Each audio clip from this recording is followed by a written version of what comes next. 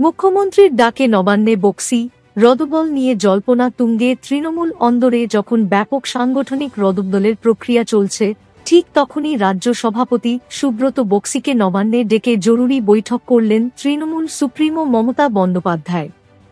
সাধারণত মমতা বন্দ্যোপাধ্যায় কালীঘাটের কার্যালয়ে সুব্রত বক্সির সঙ্গে সাংগঠনিক আলোচনা সেরে থাকেন। তবে বুধবার বক্সিকে নবান্নে তলব করা রাজনৈতিক মহলে নতুন করে জল্পনার জন্ম দিয়েছে। এই বৈঠক ঘিরে দলীয় এবং রাজনৈতিক মহলে তীব্র কৌতূহল সৃষ্টি হয়েছে।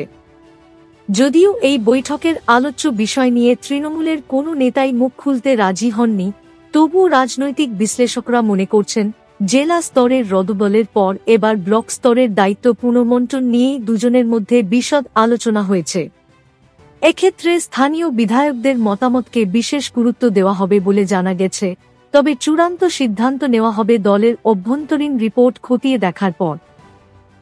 এছাড়াও পুরসভাগুলিতে যেসব কাউন্সিলর বা পদাধিকারীরা নিজেদের দায়িত্ব পালনে ব্যর্থ হয়েছেন, তাদের পরিবর্তনে আটকে থাকা প্রক্রিয়া নিয়েও এই বৈঠকে আলোচনা হয়ে থাকতে পারে।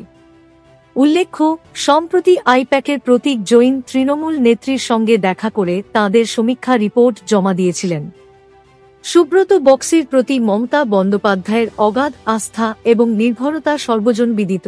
তিনি দলের এমন একজন শীর্ষ নেতা যিনি কখনোই দলীয় সিদ্ধান্তের বাইরে যাননি।